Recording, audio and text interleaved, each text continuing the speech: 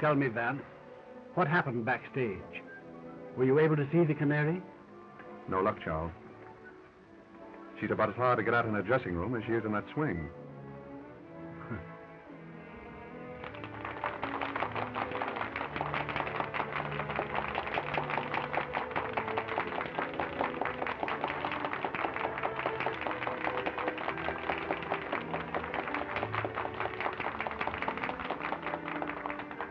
If you want an idea of what I ran into back there, let me point out a few of her admirers.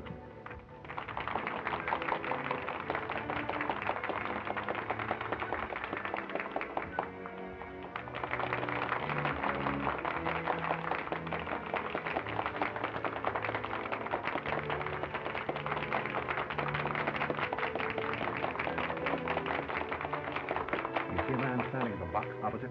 Yeah.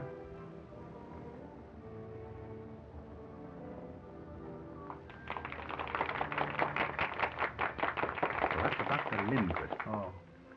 He was outside her dressing room just now, along with these other two. I understand that the Canary has her claws in all three of them. Are they rich? Oh, naturally. Well, then what does she want with my son? The allowance I give Jimmy is hardly tempting. Ah, my dear Charles, our little feathered friend in the swing there has social ambitions. She wants to be Mrs. Jimmy Spotswood. Impossible. I'd do anything in my power to prevent that, even if Jimmy still cared for her. And I still believe that she'll listen to dollars and cents. I wouldn't be too sure of that, Charles. As you know, I've more or less made a hobby of crime and criminals. That girl is no ordinary blackmailer. I'm firmly convinced that she'll stop at nothing to marry Jimmy. But Jimmy won't have her. I tell you, he has really come to his senses. Another girl? Yes. Well, you know her. Alice. Oh, yes, of course. A very nice girl, too. Yes, she is. Vance, I'm afraid that I'll have to use my own judgment in this matter. I'm going to see this Canary at her apartment as soon as possible. Well, very well, Charles. But, act quickly. Oh, I know you'll smile, but...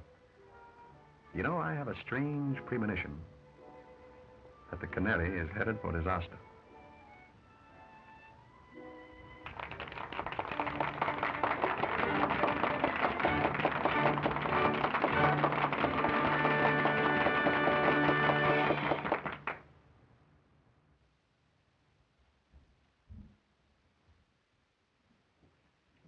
Evening, Mr. Spotswood. Hello there. Shall I announce you to Miss Odell? No, don't bother. That's perfectly all right. Very well.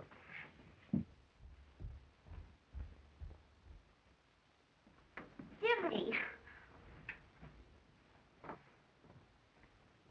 Alice. Jimmy, you were going to see the Canary again. No, I wasn't, dear. In fact, I just started to put this note under her door to tell her so. Oh, Jimmy, I'm afraid of her. Oh, she's clever and cruel and unscrupulous. She'll hurt us again. I know she will. No, dear. She can't hurt us now.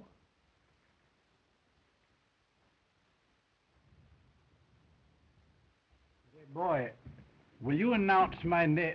Never mind. Yes, sir. Hello, Jimmy. Why, hello, Dad. Good evening, Alice. Good evening, Mr. Spotswood. You know, I'm delighted that you and Jimmy have made it up again. Thank you. You know, I'm going to try to show you that all showgirls aren't like, well... Like the canary, eh? Yes. Yes, I want to talk to her. Do you suppose she's home yet? I suppose so. No, Dad, you're a regular guy for helping me on this thing. You know, if the canary ever came between Alice and me again, I don't know what I'd do. I don't know what I'd do. It's all right, Jimmy. I'll do everything I can. Shall I go along with you? No, I can handle this better alone. I'll send in my name now.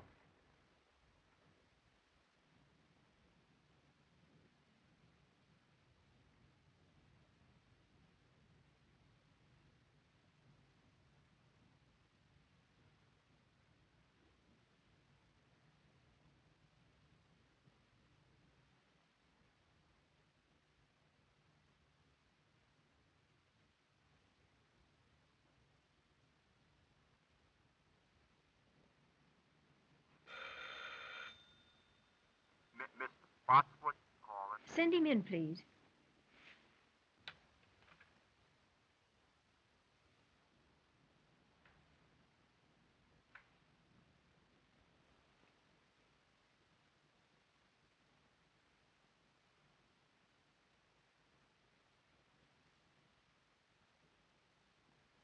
Good evening, Miss Odell. Good evening.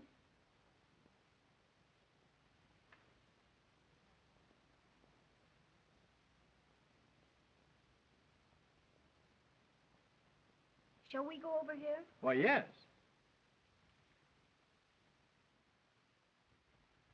Will you sit down? Thank you. Well, I don't think we need waste any time, Miss Odell. You know why I am here. How much?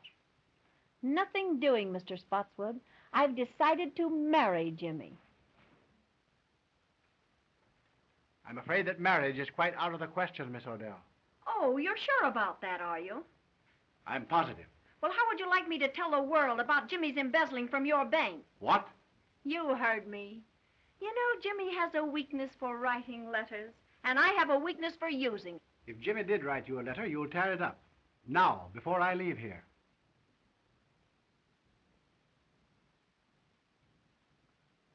Sure. Go ahead, tear it up yourself. My memory's still perfect. Oh, yes, I see. Yes. Very well. You win. Now, what do you really want? I've told you what I want. I want to be Mrs. James Spots, and that's that. Oh, haven't you any heart? Won't you give him up, Miss Odell? For the sake of his happiness, for the sake of the girl whom he really loves, give him up. No, what do you want me to do? Burst out crying? Listen, Mr. Spotswood, I know all about Jimmy and Alice, and if he marries her, I'll tell every newspaper in this country that he's a dirty thief. Oh, no, you wouldn't dare do that. That's blackmail. Sure it is. Call it anything you like. But get this into your head, that that's what I'm going to do. Well, that remains to be seen. Good night.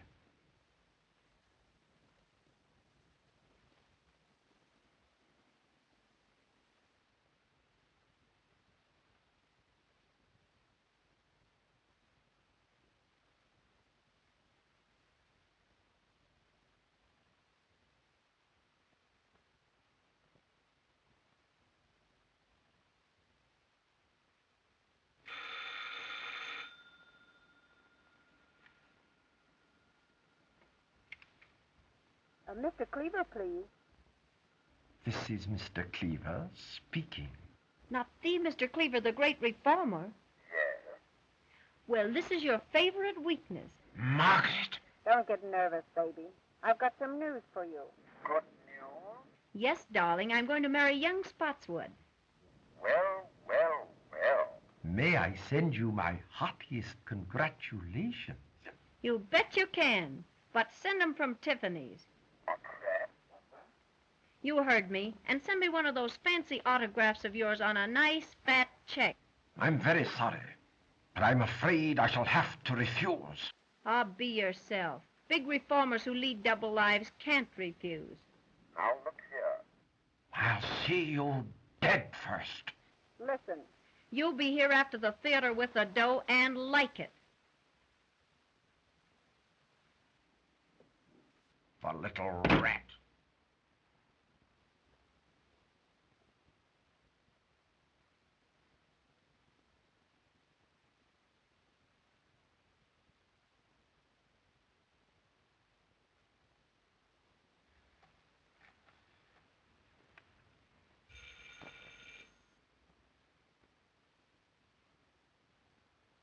May I speak to Mr. Louis Mannix, please? Quiet, quiet, my wife. Don't get excited. I just thought you'd like to know I've sold the body down the river. I'm going to marry young Spotswood. Splendid. yes, darling. And I've decided that you're the best man. Best man? Yeah, the best man I know of to kick in with a nice, handsome present in cash. Now, see here, you know I can't afford. What do you mean is, you can't afford to let the ball and chain know what a big-hearted Santa Claus you've been. Now, look here. I've told you what I'd do to you if you ever got to the wife. Forget that bunk. And be on my front porch after the show with that Jack, or I'll get to your wife all right.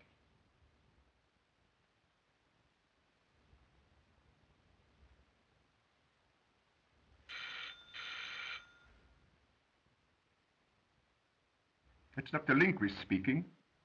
Oh, yes, Dr. Lindquist. How would you like to do me a little favor? Why, certainly, Margaret. I'd do anything for you, you know. How would you like to go jump in the lake?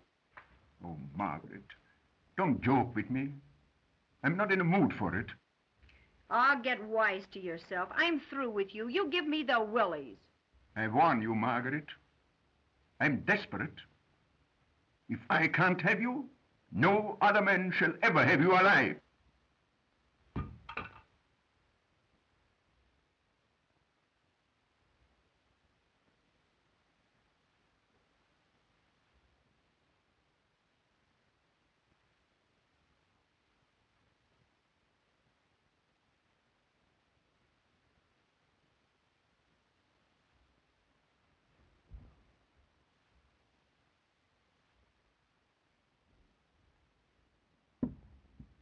Tony, In person, baby. How's my little squaw? I thought you were still in jail. Well, I got tired of the big house, Mrs. Skeel, so I dropped in to see my little wife. I'm not your wife. How come? I divorced you 6 months ago. Yeah? Listen, baby. A little thing like a divorce don't mean anything to me. I heard you taking those suckers down over the phone. And I'm in and in on the works. 50-50. You big crook. You're not in on this one. Don't, you big heel. Say, I ought to bump you off. You're doing your swing for it. Yeah? Well, maybe it'd be worth it. Now get this. I'm in on this racket. And I'll be back for my cut. Yeah? Try and get it.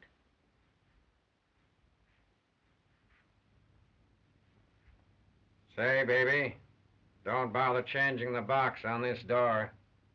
The lock I can't pick is still in Yale.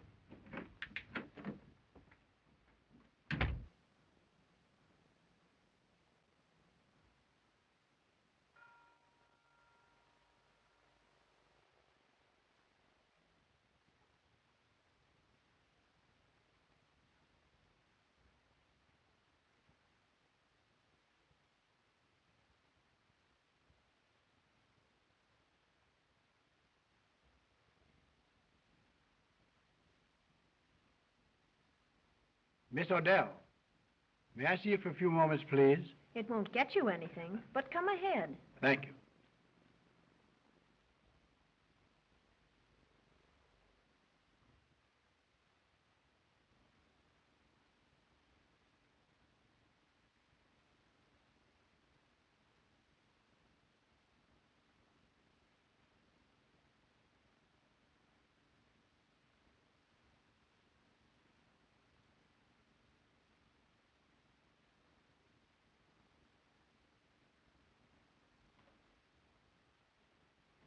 I have something to say to you, Miss Odell, which I believe will make you change your mind about Jimmy.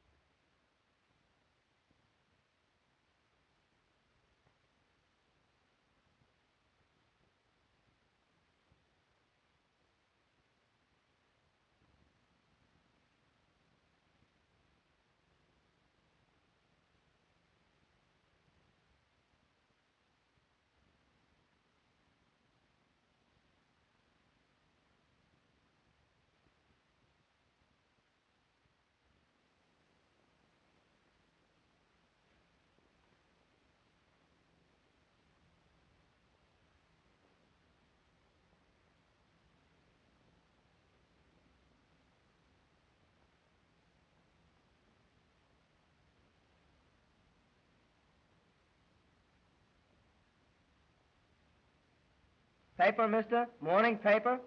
No. No. No.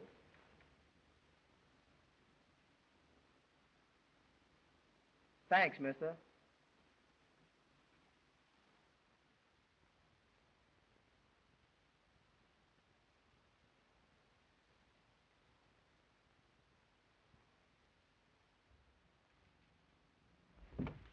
Very well, Miss Odell. That suits me perfectly. Think it over tonight, and I'll come for your answer in the morning. Good night.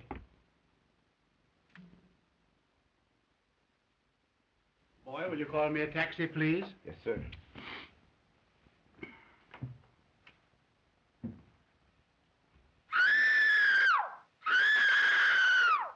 Well, what's that? Miss Odell!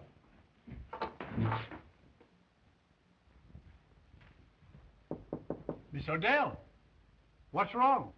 Something startled me, Mr. Spotswood, but I'm all right now. Are you sure you're all right? Yes, quite sure. Run along home and come back in the morning. Oh, very well, then. I'll see you in the morning. Good night.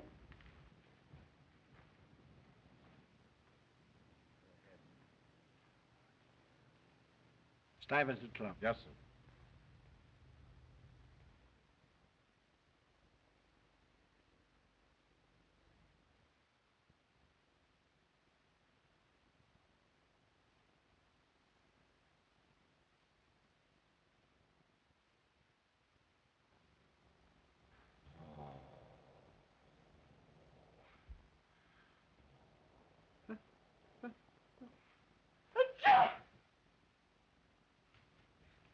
Say, fella, what the big idea in you coming in here late? Who, me late? Yes, you late. I've been here for an hour. I don't want that stuff. Well, I've been here. I beg your pardon. Mr. Spotswood, calling on Miss Odell by appointment.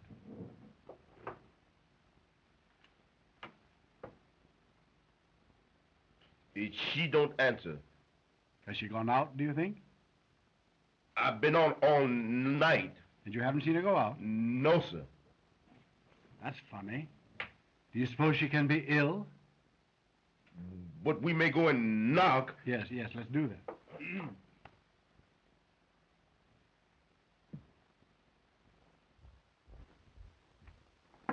Miss Odell. Miss Odell, are you ill? No. What's the matter? Something has happened. Go get your pass key. Yes.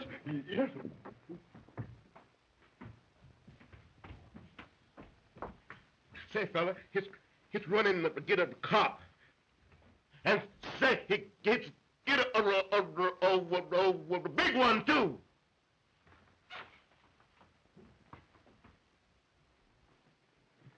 You better let me have that.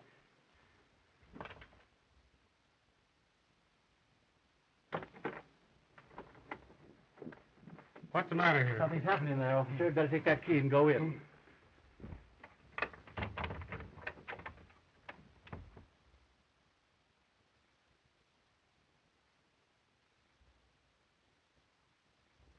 He's dead.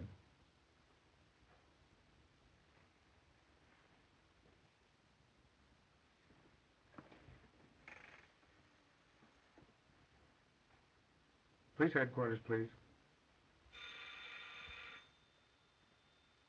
Patrolman Cassidy speaking. There's a woman dead at 184 West 71st Street. It looks like murder. Okay, Cassidy.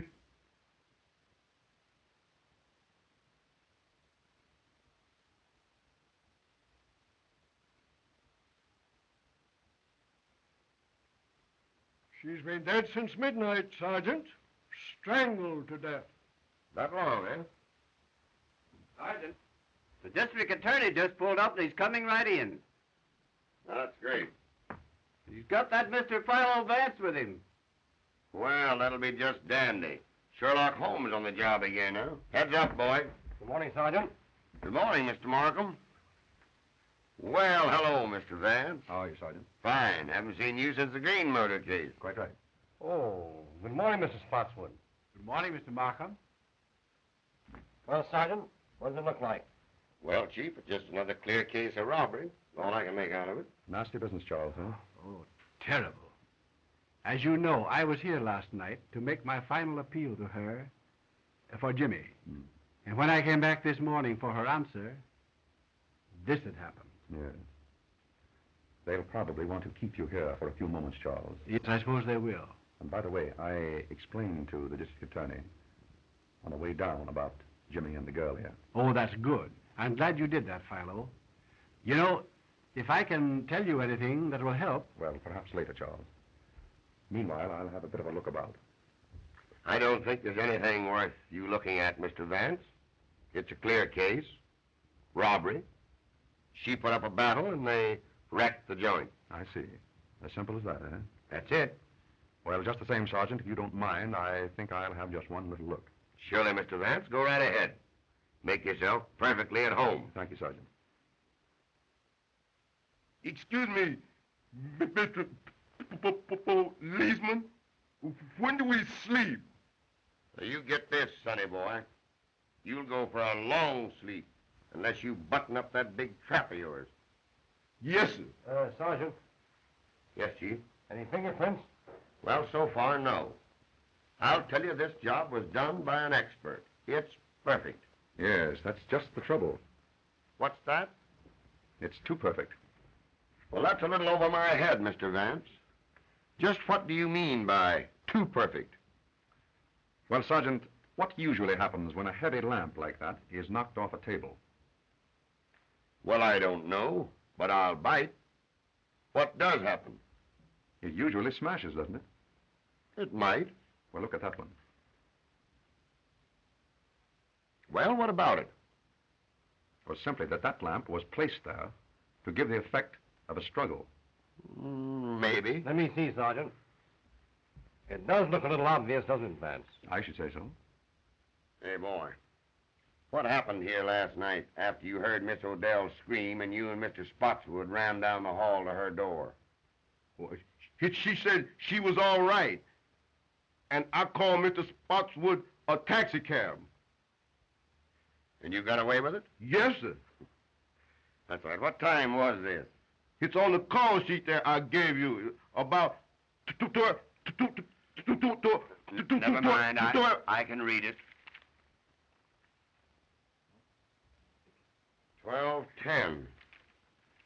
Mr. Spotswood, where did you go last evening after you left here? I went directly to the Stuyvesant Club. That's right, Sergeant. I met Mr. Spotswood at the club shortly after 12. We played poker until almost daylight, I believe, wasn't it? It must have been. I know it was long after 4. Oh, yeah. You mentioned that coming down here, Vance. Right. And that'll be all for the present, Mr. Spotswood. Thank you, Markham. But if you do want me later on, Mr. Vance has my number. Quite right. Goodbye. Goodbye. Goodbye, Goodbye, Philo. Charles. I'll phone you. Go right ahead, boy. Joe.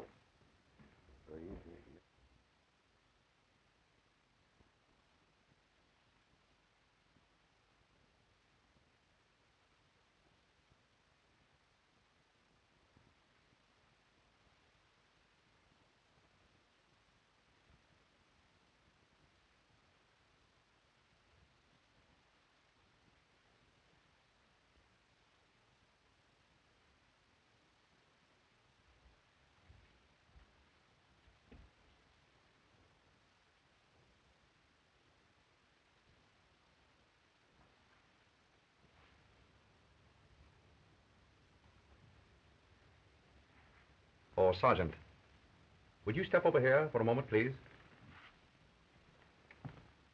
All right, Mr. Vance. What is it now? Do you observe anything peculiar here?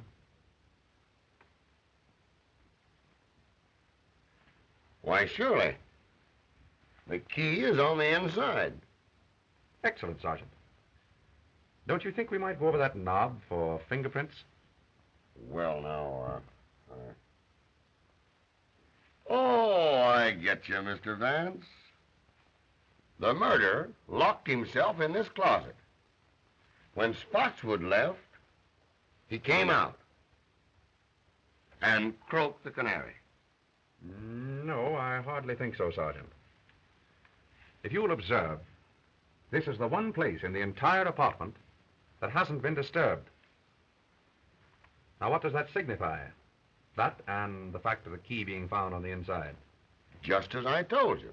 The murderer was in this closet and came out when Spotswood left. I don't think you quite get my point, Sergeant. If the murderer had been in here, he would have upset this closet as he did the rest of the apartment, wouldn't he? Well, yes, I guess he would. Precisely. Gentlemen, it was someone else who was in that closet while the apartment was being ransacked.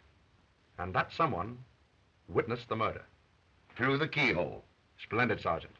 And if you'll find who was in that closet, I think you'll learn from him or her who it was that killed the canary. Sergeant, get the fingerprints, will you? Oh, Joe. Oh, Sergeant, you might check up on the other apartments. Mr. Vance and I are going outside.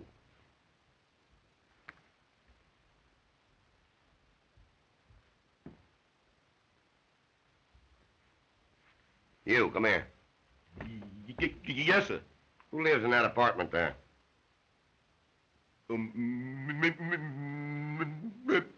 Miss Alice LaForce. Isn't she the dame that had the battle with the canary the other night over young Spotswood? All right, all right.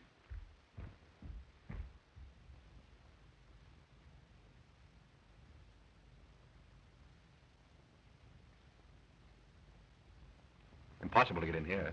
I'd say so. Well, what's this?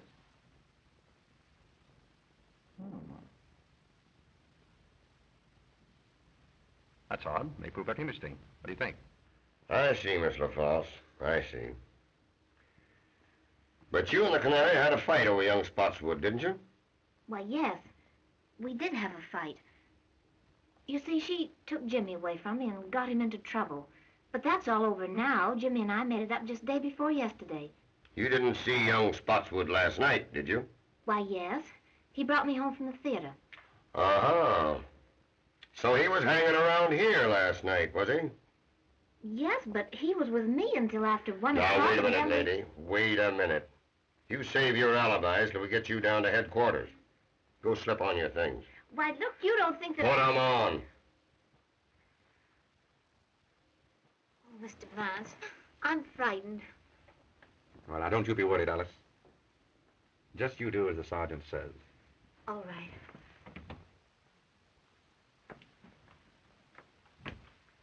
You know, I'm beginning to question this robbery theory, Mr. Vance.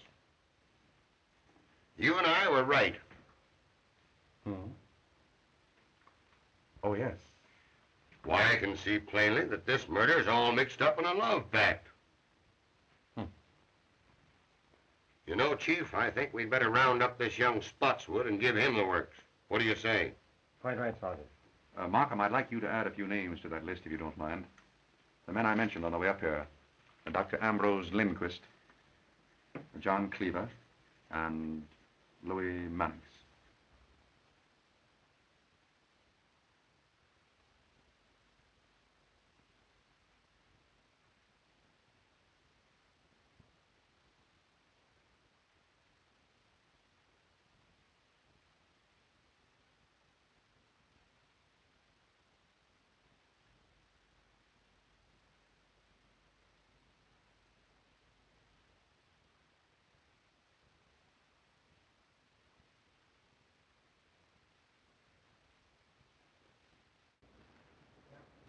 Well, young man, what do you know about what happened at the Canary's apartment last night? Nothing. But look here, sir.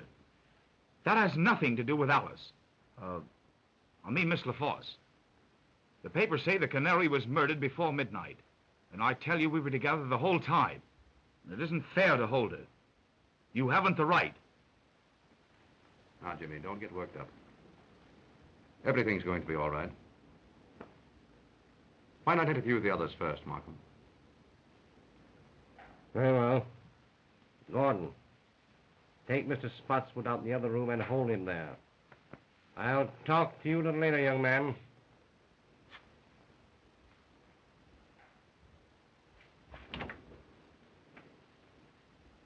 Theo. Well, who's next on the list? Mannix. I'd like to make a bit of an experiment, Markham. Have you a pad and pencil there? Yes.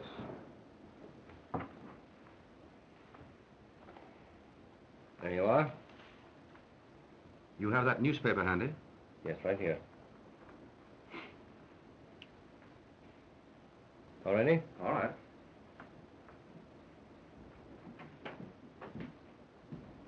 Good morning, Mr. Vance. Good morning. Mr. Markham. Good morning. Will you please take a seat? Thank you.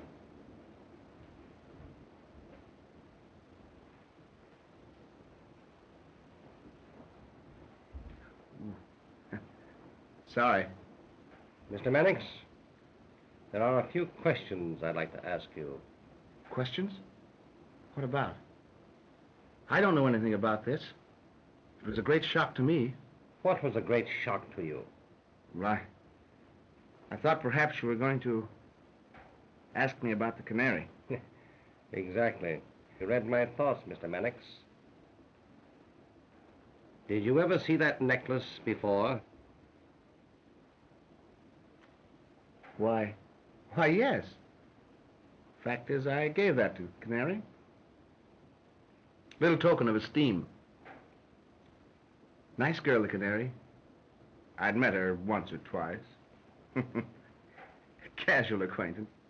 Rather an expensive gift to give to a casual acquaintance, isn't it? Do you know that the Canary was strangled with that necklace?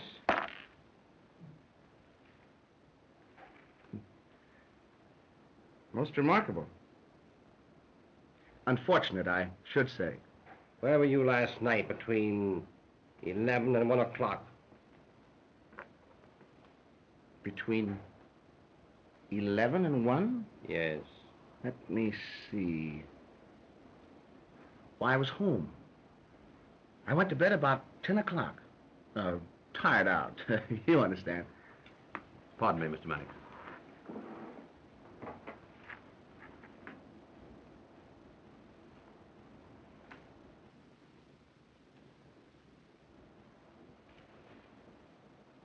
Any comment to make, Mr. Mannix? Odd habit of mine, drawing triangles. Mr. Mannix, if you were in your bed last night at 10 o'clock, how did you manage to drop that newspaper just outside the Canary's apartment? That edition isn't on the streets until 11.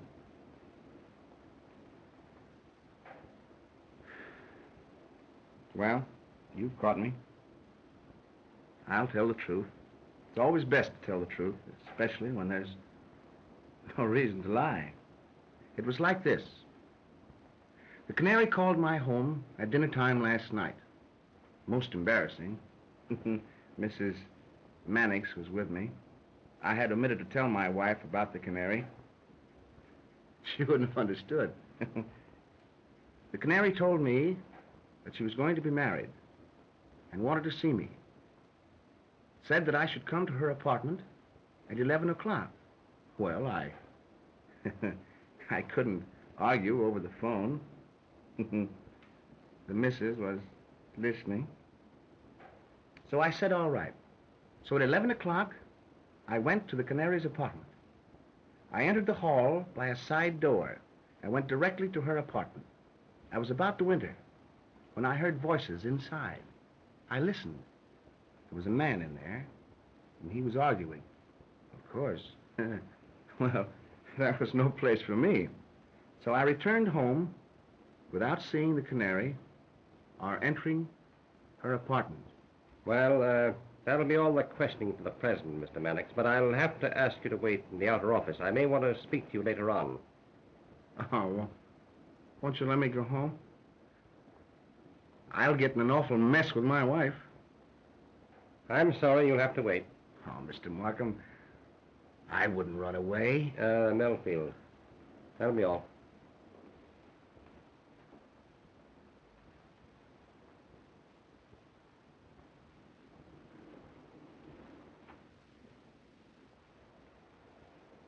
Mr. Markham, you've got to help me square this with my wife.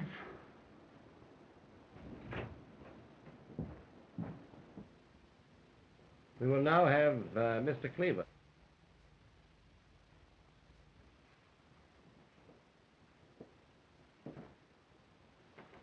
Good morning, Mr. Cleaver. Good morning, Mr. Markham. Can I do anything for you? Will you please have a seat? You mind if I smoke a cigar? Oh, please do.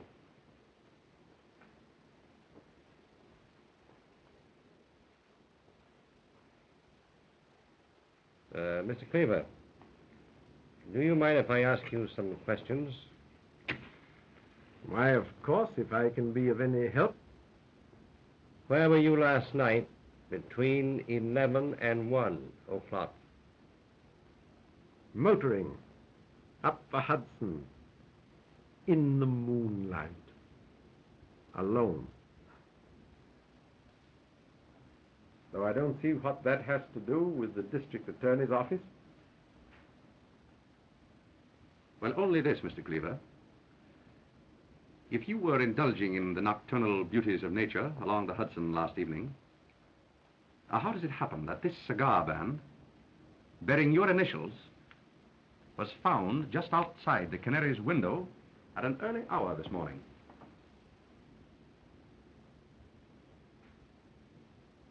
Well, if I was passing the Canary's apartment, you can't twist that into a crime. Oh, then you did pass her apartment.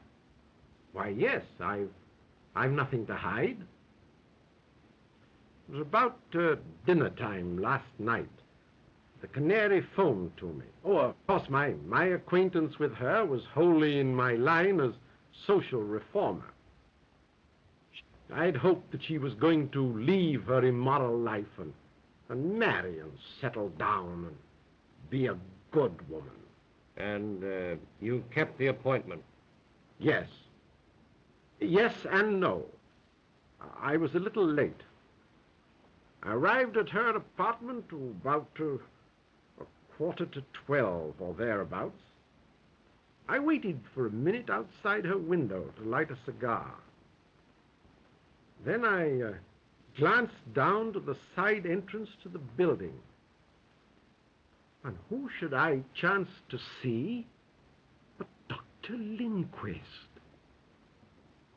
He was behaving in a very peculiar manner. Seemed to me very queer, very mysterious. I didn't like it, so I made up my mind not to see the Canary again. And I turned, walked back home. Now, that's all I can tell you. I'm a busy man, and I hope you'll excuse me. I'm very sorry, Mr. Cleaver, but I'll have to ask you to wait in the outer office. I might want to question you again. You mark my words, Markham. You'll be sorry for this. Well, I'll take my chances, Mr. Cleaver.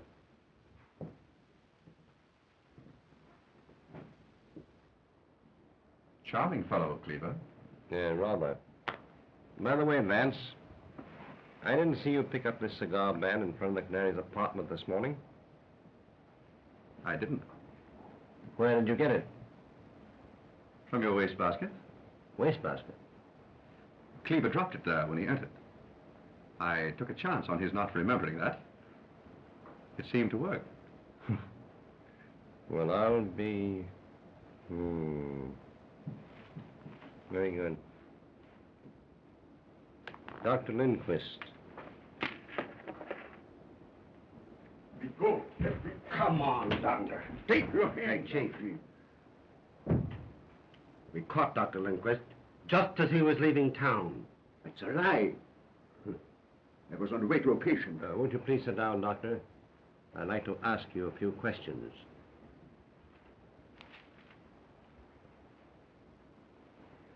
Doctor, where were you last night between 11 and 1 o'clock? None of your business. It is some of my business. You were seen coming out of the Canary's apartment at midnight. Not so fast, Doctor. Calm yourself, Doctor.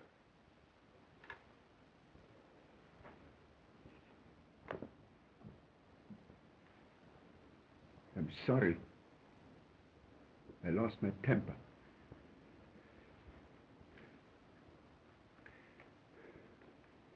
I'm under a terrible strain. I loved the canary dearly, and I'm terribly upset.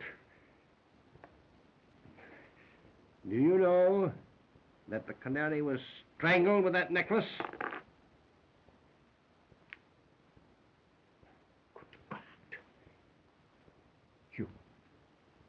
You don't accuse me? But, Dr. Lindquist, there's really no need for you to be excited. Now, Mr. Markham here is merely trying to find out what you know.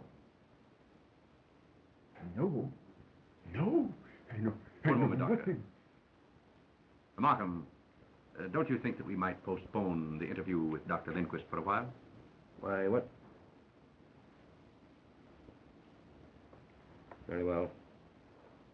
That'll be all for the present, Doctor. I'd like to have you remain in the outer office.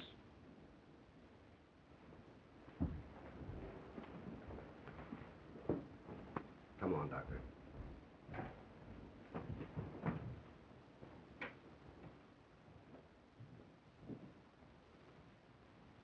What was the idea, Vance? We had him where he was about to tell us everything. Well, on the contrary, Markham, in his present extremely excited condition, I very much doubt if he would have told us anything. I do think, however, that if we give him a chance to cool off a bit, he's very likely to tell us the truth. Well, perhaps you're right. Good morning, Sergeant. How are you, Sergeant? Good morning, Chief. Hello, Mr. Vance. Take a slant at those. There's the canary's jewels. They were found in an ash can about a block from her apartment this morning. I guess that kind of disproves the robbery theory. We were right, Mr. Vance. I say we were right. Oh, yes. Yes, apparently we were, Sergeant. Now it's up to us to find another motive. Yes, quite right, Sergeant. You know, Markham, I've been thinking this over all morning. And I believe that I can come pretty close to the psychology of the man who committed this murder. I believe that I can pick him out from that list of suspects, if he's among them. However, it will require a bit of an experiment. What is in your mind? Well, I'd like to use that conference room of yours there for a friendly little game of poker with your suspects. Well, now, that's a cute idea. Just what is your idea, Vance? Well, just this, Markham. A man's true nature always comes out in a game of poker. Now, I know the type and the temperament of the man who murdered the canary. And in a game of poker, I believe that I can come pretty close to putting my finger on him. That's a new way of catching crooks. Take it easy, Sergeant, will you please? Well, go ahead, Vance. The experiment can do no harm. Quite right. Now, I'd like to have the sergeant's help. Well, I'd be very glad to help you, Mr. Vance. As long as you don't try to hang the murder on me. Sergeant, will you take Mr. Vance's orders, please? Okay, Chief.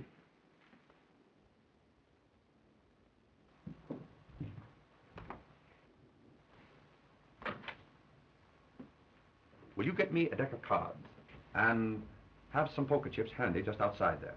That's easy. Then bring in the suspects and impress upon them that they may be detained here for quite a while, possibly 2 or even 3 hours. Well, that's okay, Mr. Vance, but how are you going to get these suspects into this poker game without it appearing phony to them? Well, Sergeant, I rather think that the power of suggestion will take care of that. Oh, power of suggestion. Exactly. Now, Sergeant, look in from time to time. And when I pull my handkerchief from my pocket, so, break up the game by telling them that they are all free to go home. Understand? I get you. But when you release them, I'll have my boys tail them. Very good, Sergeant. And Mr. Vance, here's to the power of suggestion.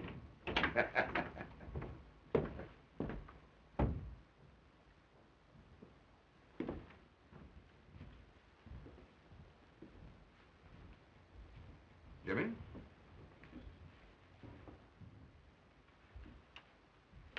Now, gentlemen, you're liable to be here for 2 or 3 hours. Perhaps longer. That's outrageous. Just make yourselves at home. So, you know, this is going to get me in an awful mess with my wife. That is of no interest to me, sir. I'm sorry. What's the idea, Mr. Vance? Well, what are they going to do with Alice? Now, Jimmy, don't you worry. Nothing's going to happen to Alice. Say, Mr. Vance, you know, this is going to get me in an awful mess with my wife. My wife's a wonderful woman and all that, but sometimes she just doesn't understand me. The last time I was a little indiscreet, it cost me a fur coat. I hate to think what this is going to cost. So don't you think if you put... Oh, I beg your pardon, I'm sorry. Mr. Vance, you haven't got an extra pack of cards, have you? I'm sorry, Mr. Mannix, but you're welcome to these. Oh, no, thanks, just the same. I wish we could play a little cards. Say, that's a good idea. How about poker? I'm agreeable. What about the others? Dr. Lindquist? Oh, anything to pass the time. Mr. Cleaver? Well, as a rule, it's against my principles, but I suppose on an occasion like this one can relax a little. Just draw up chairs, gentlemen. Thank you. Sergeant, how about some poker chips? Surely.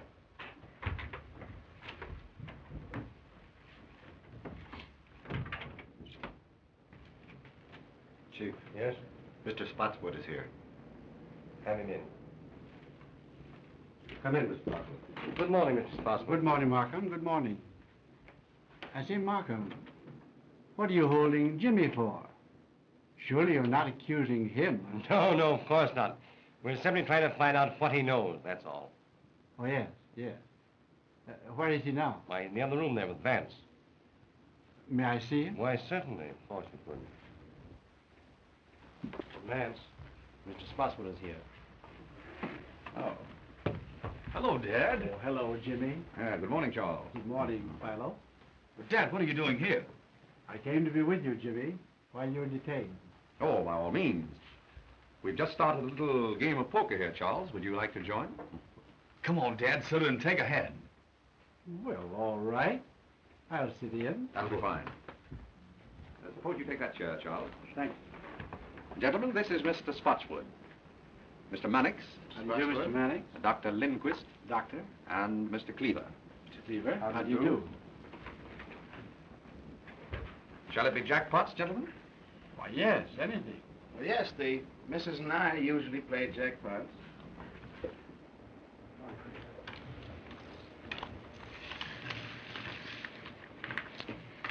Cards? 3, Mr. Vance, please.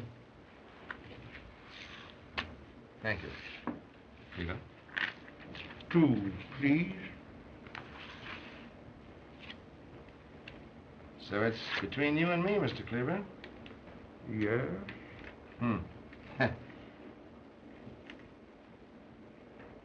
I'll bet a white one.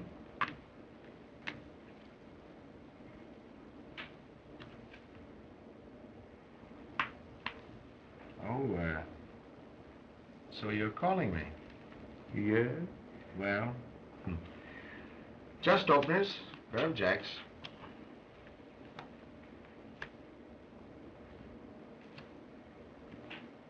Three aces. Oh. So you called a one-chip bet with 3 aces.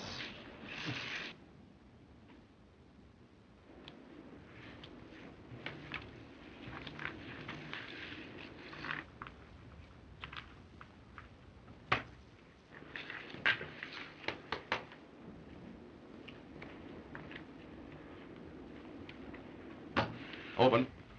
I'm out.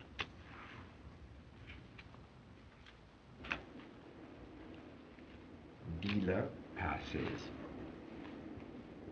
How many, Mr. Vance? 2 cards, please. Mr. Mannix? I think I'll play these.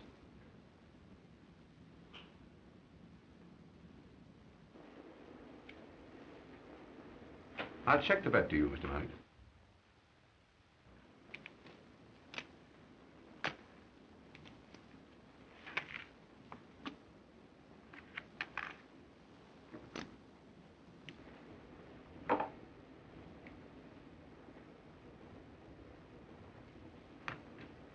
Calling. 9, 8, 7, 6, 5. And they're all spades. You bet on a sure thing, Mr. Mannix, huh?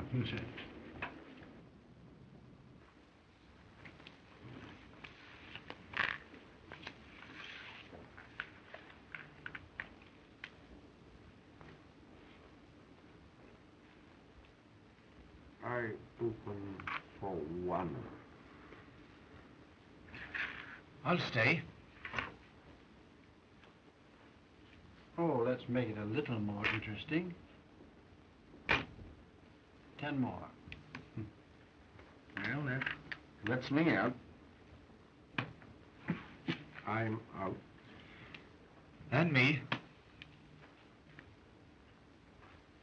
I'll stay with you, Charles. Cards, gentlemen. 3 for me, please. 1, 2, 3. Mr. Spotswood? I have plenty.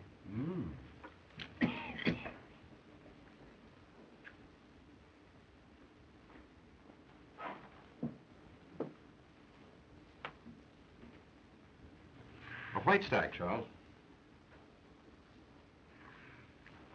2 white stacks. Hey.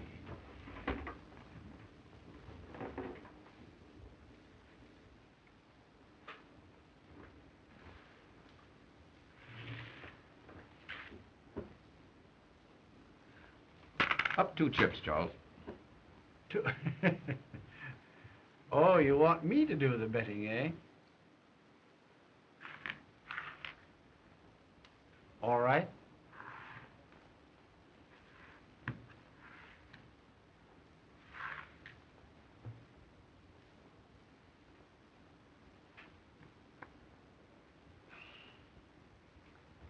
I'm afraid I'm overcome by curiosity. What have you? 2 deuces. They're good. They're what?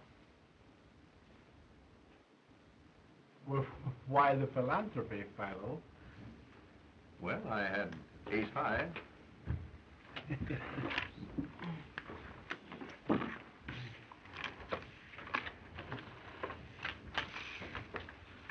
Pardon me, Mr. Vance. Could I speak to you a moment? Excuse me, please.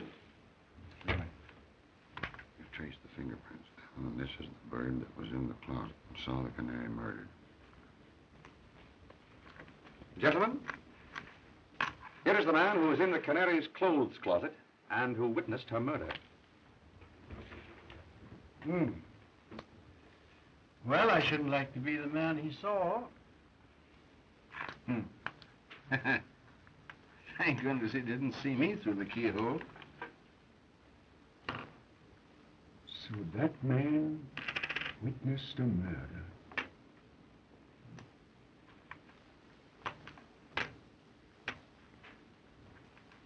Singularly unattractive countenance. Well, if he knows, why doesn't he tell who did it?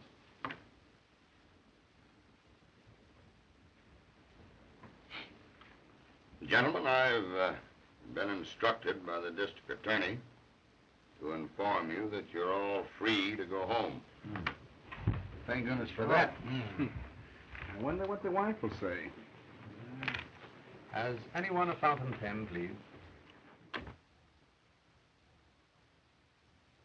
There's mine. Oh, thank you, sir. Sorry. Now, what I didn't tell you about this bird, Mr. Vance, in front of the others, is that he phoned in and said that he'd be in the district attorney's office tomorrow and spill the whole works. He says that he saw the guy that croaked the canary, and he'll come in and tell us who it was. Now, we haven't been able to locate him yet, so I guess we'll just have to wait.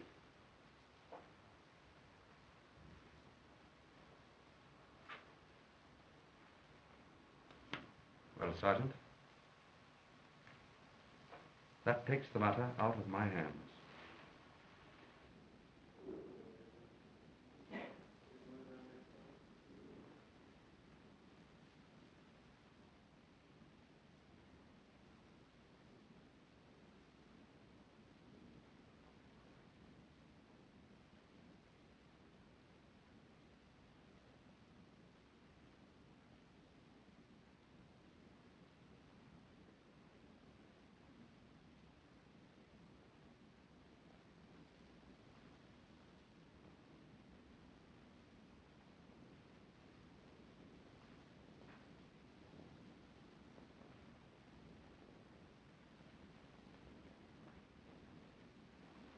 Markham, there can be no doubt of it.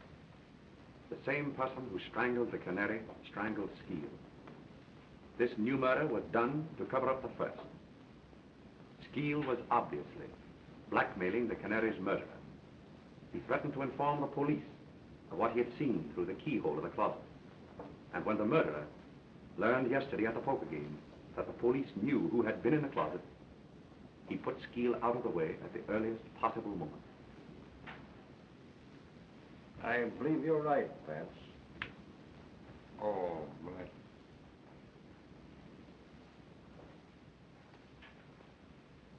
Did any of the suspects get away from your men last night?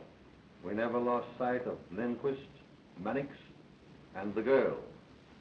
But young Spotswood and Cleaver gave us the slip. That'll be all. Okay, Chief. Vance? That leaves Jimmy and Cleaver. Morning, Chief. Good morning, Heath. Boys. Hello, Mr. Vance. Good morning, Sergeant. Well, Chief, everything's okay. I've got the guilty man, and I've got him right. You've got him? I hope to tell you I have. Where is he? All right, Mac. Bring him in. Mr. Vance, Jimmy. this fool arrested me this morning at breakfast for the murder. Why, it's just like shooting fish in a tub, Chief. I've got all the dope and I've got it down pat. Motive and everything. Now, this Dame Alice croaked the canary, jealous because she'd stolen her fellow. The kid here bumped Skeel off to shut his mouth and to protect the dame. It's a lie. That isn't all, Chief. I've got the evidence. And it's not psychology, Mr. Vance. Mr. Vance, he lies. He hasn't any evidence he couldn't have. Just a minute, Jimmy. Sergeant, what is your theory? Well, I don't go on theory. I use cold facts, Mr. Vance. Now, you wait a minute. Did you ever see that pen? Yes. It's mine. You bet your life it's yours. Take a look at that pen, Mr. Vance. Chief? Well? Now listen to this. This morning I found that pen on the floor there by the table where Skeel was murdered. And the kid here admits that it's his.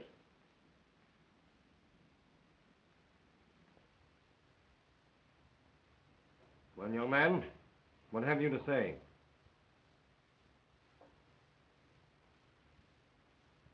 Yes, I killed them. Both of them. I guess that does it, Chief. We've got him in a sack. Now, this dame Alice... Wait a minute. You've got what you wanted. Now, take me out. Take him away, Mac.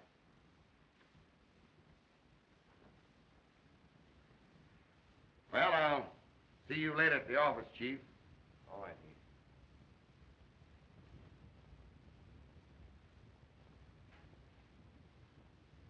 Sorry, Mr. Vance.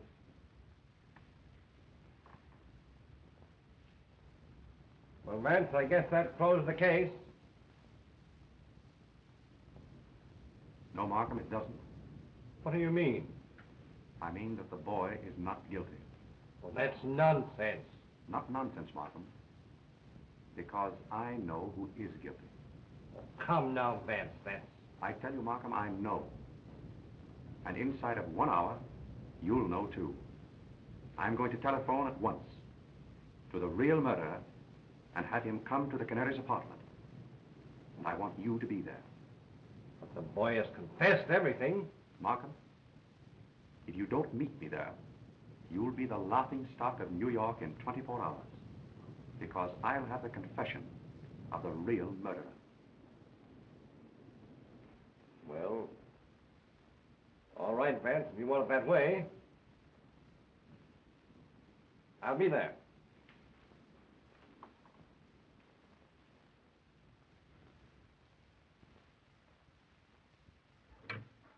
Number, please. Bayview 2121. Bayview 2121. Yes, please.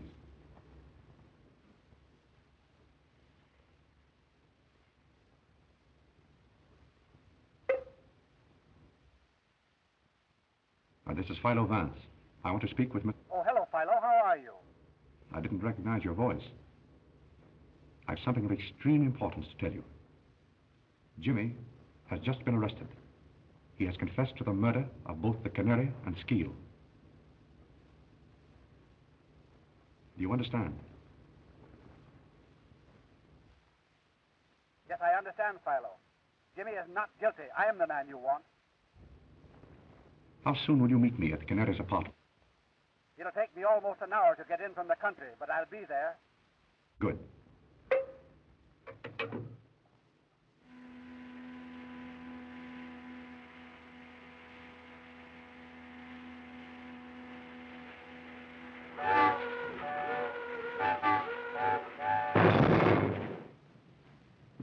It's been over an hour now, Vance. Now, don't be impatient, Markham. He'll be here.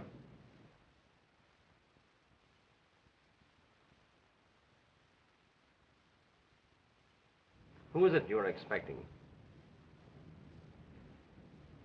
You wouldn't believe me if I told you. And I must admit that without his confession, I haven't a shred of real proof to offer you.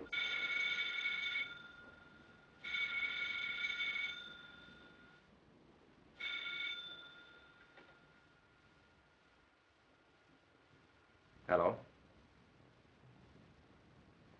Yes? This is Mr. Vance speaking.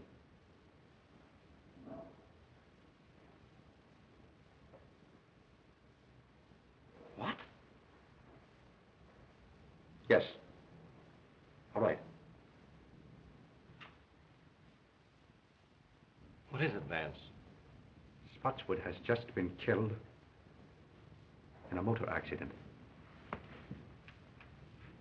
Spotswood killed?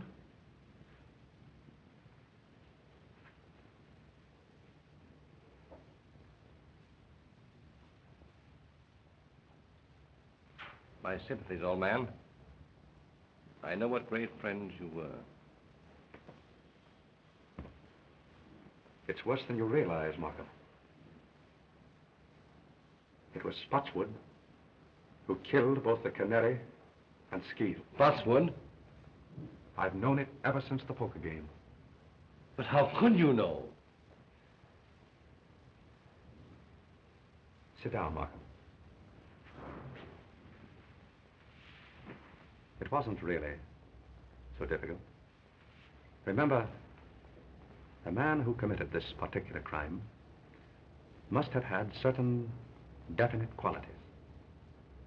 A mind capable of working out a well-planned and brilliant course of action. Willing to take a desperate chance and see it through. Now consider the men in the game. Jimmy, I ruled out at the start. But I'd known him as a boy, and his youth and impulsiveness were hardly consistent with such an obviously premeditated murder. Lindquist was far too excitable and erratic to have plotted such a carefully calculated crime. Cleaver, much too cautious and entirely lacking in the necessary boldness. Mannix, timid and unwilling to take any risk except upon an absolutely sure thing. The only man at the table with enough imagination to plan such a crime and with sufficient self-confidence and daring to carry it through was Spotswood. When he held a pair of deuces, refused to draw to them, and bet every chip he had on the chance of bluffing me out, the realization suddenly dawned upon me that he was the murderer. For he was the one man of them all psychologically fitted for such an act. But how about finding Jimmy's pen in the Skeel apartment? I borrowed Jimmy's fountain pen after the poker game. My hypothesis is that in the confusion, Spotswood put the pen into his own pocket, and that Jimmy saw him do it. That is why Jimmy made his confession, to shield his father. Yes, but against all that theory, Vance, we have certain definite facts. Now, for instance, Spotswood left the Canary's apartment while she was still alive. He talked to her through that door. The hall boy, looking through the keyhole, saw the Canary lying on this sofa smoking a cigarette. Spotswood then went away and spent the rest of the evening with you. True. And yet I know he committed the murder.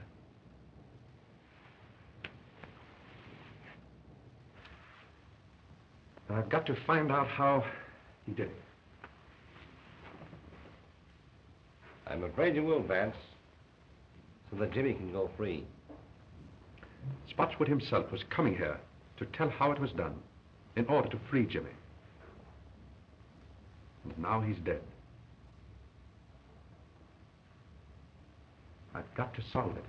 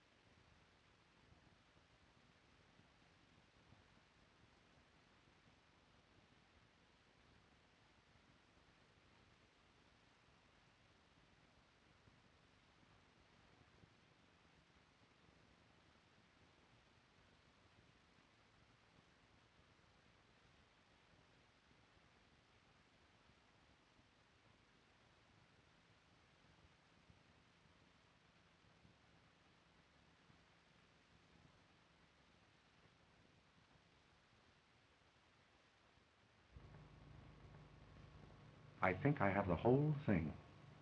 Now follow me closely. The canary was lying there. Spotswood, let us say, was standing here making a final plea for his boy, which met with an absolute refusal. He walked around to the head of the sofa. Suddenly, he clapped his hand over her mouth, and with his other hand, caught her necklace. And before she had a chance to cry out, he strangled her. He then proceeded to set the stage, to make it appear that the crime had been committed with robbery as a motive. He stripped her jewels from her and placed them in his pocket. Then, he took a cigarette from that box and lit it. He laid her hand here, placed the cigarette between her fingers, so that in case anyone should look through the keyhole of that door there, it would appear as if she were lying here smoking. He then overturned the entire apartment to make it look as if a burglar had ransacked the place. Now just step over here, Markham. He came to this closet door, but he couldn't open it. Skeel had locked himself in, though Spotswood didn't know that. And Skeel, through the keyhole, saw everything that Spotswood did. That accounts for the orderly condition of this one closet when everything else in the apartment was ransacked. And that, Markham, was the technique of the crime itself. But that doesn't account for the fact that... Just a minute. I haven't quite finished.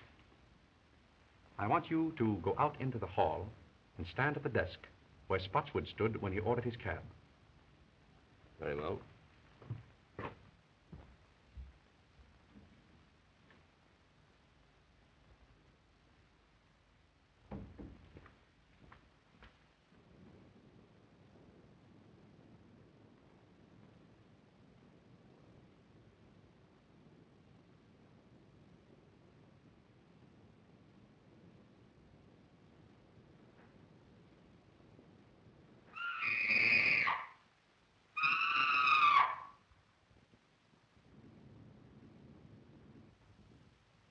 Startled me, Mr. Spotswood. But I'm all right now.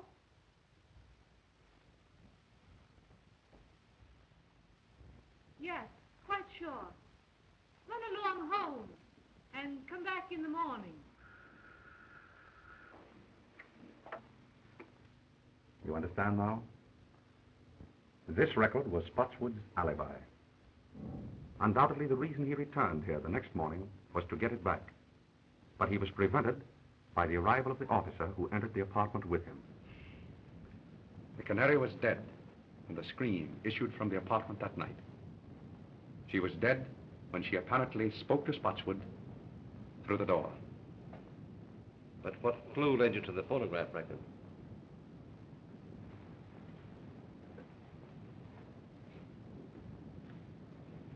It was this magazine. That is hardly a magazine the canary would have read. So I concluded that someone else must have brought it here. Then, in running through the pages, I happened to notice this. Look closely. You see it? Why, yes, the imprint of a large circle. And on the opposite page? And the same thing. Precisely. As if a disc had been pressed between the two pages. That brought to my mind the thought of a phonograph record. And suddenly, the whole plot became clear to me. It was the only way that Spotswood could have committed the murder and have produced a voice in the apartment after the canary's death. But I can't understand how he could have reproduced the canary's voice. It wasn't the canary's voice, Markham. Spotswood made that record himself. Probably it was his own voice, in falsetto. And remember, it was only necessary to fool the houseboy and through a closed door. Yes. I can see it all now. He played the game shrewdly and boldly. It was Jimmy's whole life's happiness that was at stake. And Spotswood risked his own life for his boy.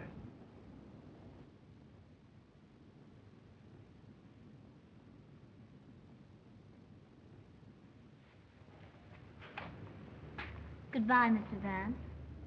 You'll never know how grateful we are. Goodbye, my dear. I wish you great happiness. Oh, thank you. Goodbye, Jimmy. Your happiness will come. Thank you, Mr. Vance. I can't say any more just now.